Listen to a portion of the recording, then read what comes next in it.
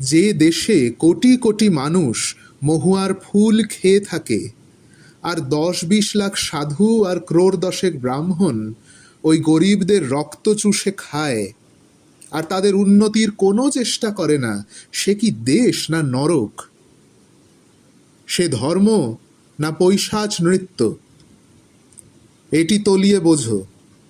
ভারতবর্ষ ঘুরে ঘুরে দেখেছি, এ দেশ দেখেছি। কারণ বিনা কার্য হয় কি? পাপ বিনা সাজা মেলে কি? সর্বশাস্ত্র পুরাণেষু ব্যাসস্য বচনদ্বয়ম পরোপকার পুণ্যায় পাপায় পরপীড়নম। সমুদয় শাস্ত্র ও পুরাণে ব্যাসের দুটি বাক্য, পরোপকার করলে পুণ্য ও পরপীড়ন করলে পাপ উৎপন্ন হয়, সত্য নয় কি? এই সব দেখে, বিশেষত দারিদ্র্য আর অজ্ঞতা দেখে আমার ঘুম হয় না। একটা বুদ্ধি ঠাউরালাম কেপ কোমরিন মা কুমারীর মন্দিরে বসে, ভারতবর্ষের শেষ পাথর টুকরোর ওপর বসে। এই যে আমরা এতজন সন্ন্যাসী আছি, ঘুরে ঘুরে বেড়াচ্ছি, লোককে মেটাফিজিক্স শিক্ষা দিচ্ছি, এসব পাগলামি। খালি পেটে ধর্ম হয় না, গুরুদেব বলতেন না? ওই যে গরিবগুলো পশুর মতো জীবন যাপন করছে, তার কারণ মূর্খতা।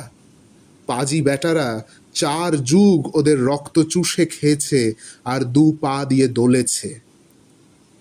মনে করো কতকগুলি সন্ন্যাসী যেমন গাঁয়ে গাঁয়ে ঘুরে বেড়াচ্ছে, কোন কাজ করে?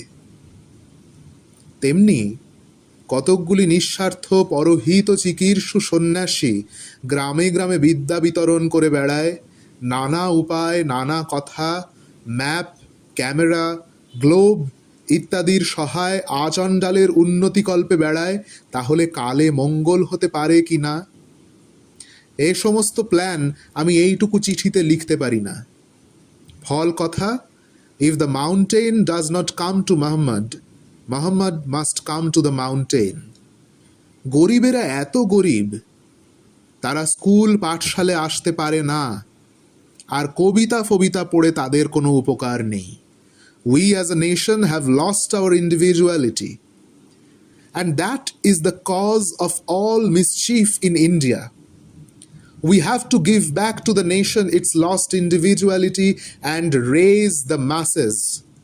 The Hindu, the Mohammedan, the Christian, all have trampled them underfoot. In every country, the evils exist not with, but against religion.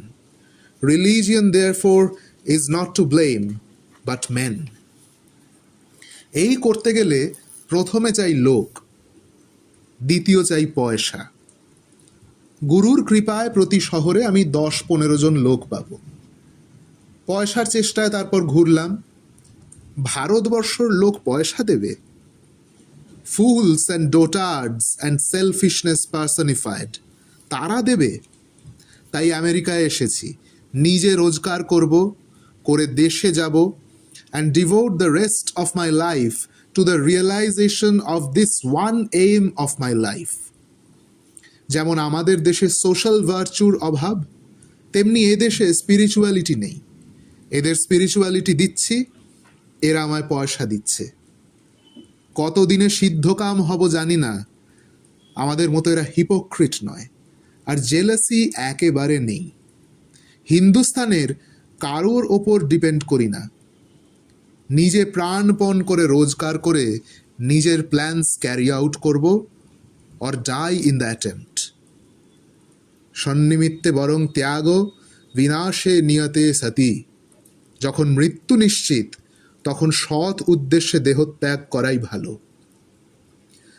তোমরা হয়তো মনে করতে পারো, কি utopian nonsense, you little know what is in me.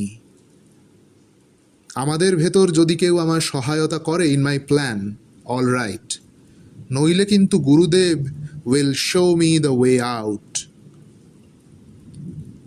এটি সকলকে বলিও, সকলকে ডেকে জিজ্ঞেস করো, সকলে জেলাসি ত্যাগ করে এক কাট্টা হয়ে থাকতে পারবে কি না। যদি না পারে, যারা হিংসুটেপনা না করে থাকতে পারে না, তাদের ঘরে যাওয়াই ভালো আর সকলের কল্যাণের জন্য। ওইটা আমাদের জাতের দোষ, ন্যাশনাল সিন। এদেশে ওইটা নেই, তাই এরা এত বড়। আমাদের মতো কুপমণ্ডুক তো দুনিয়ায় নেই। কোনো একটা নতুন জিনিস কোনো দেশ থেকে আসুক দেখি, আমেরিকা সকলের আগে নেবে। আর আমরা, আমাদের মতো দুনিয়ায় কেউ নেই, আর্য বংশ। কোথায় বংশ তা জানি না, 1 লাখ লোকের দাবানিতে 300 মিলিয়ন কুকুরের মতো ঘোরে, আর তারা আর্য বংশ।